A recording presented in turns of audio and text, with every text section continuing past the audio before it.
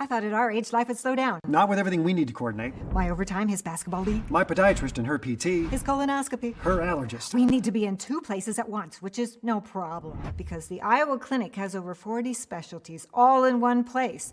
So when our doctors want to coordinate our care, they just talk to each other. Our doctors work together to figure out the best care for us, so we can go back to our busy lives, juggling our doctors, our careers. Our grandchild.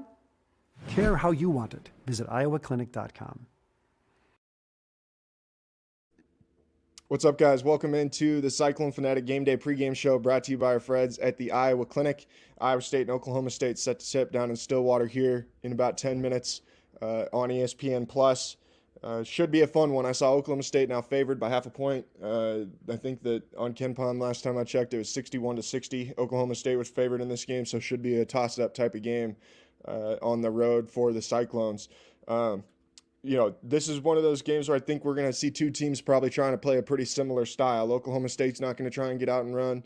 They're not a very efficient offensive team. They really have struggled with being able to shoot the ball from deep outside of Bryce Thompson, shooting 48% from three in Big 12 play. Being able to keep him under wraps and prevent him from getting hot going to be key for Iowa State in this game. He's a guy who can really score at all three levels of the floor, can really attack closeouts, especially when he's shooting the ball the way that he is, and should be a tough one for the Cyclones today, a tough matchup for them, and a really good player that had 19 points against Oklahoma on Wednesday night. Avery Anderson is their highest usage player. Scored 35 against Iowa State last year in that overtime game down in Stillwater. Is a guy, when you let him get hot, he can really fill it up and really can put some points on the board, but struggled a little bit in that sense during Big 12 play so far this year. He's 0 for 16 from three.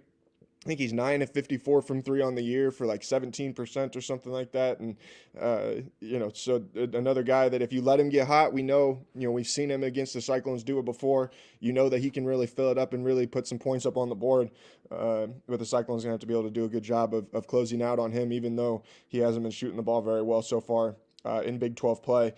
For Oklahoma State, really the strength of their team built around what they're able to do, defending the paint on the defensive end.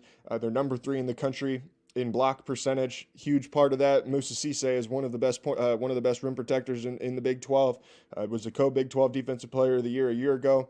He missed 3 straight games, really last week and the week before that, but then played 2 minutes against Oklahoma. I would expect him to be available to play more minutes today for Mike Boynton's team. Someone who can really protect the rim, can finish around the rim, can make things happen in the painted area. If Cisse does not play, Caleb Boone likely will fill a much bigger role for this team. 6'9" senior from Texas who had 15 points against Oklahoma on Wednesday night. High-level rebounder. He's one of the best rebounders in the Big 12. He's a high-level shot blocker. Again, one of the best shot blockers in the Big 12. When you combine him and Cisse, they're able to create kind of an impenetrable wall there at the rim. Big part of why Oklahoma State is number 8 nationally in 2-point defense so far this year. Caleb Boone also shooting almost 70% from the field on the offensive end as well. So someone who can really fill it up, or can fill it up if given the opportunities and he's able to get those openings. The problem for Oklahoma State, they don't force a ton of turnovers. They're 102nd nationally in defensive turnover percentage, and they're number 307 nationally in offensive turnover percentage, which means they turn the ball over a lot. I think they turn the ball over on 21% of their possessions. We know Iowa State is the number 1 team in the nation in turnover percentage.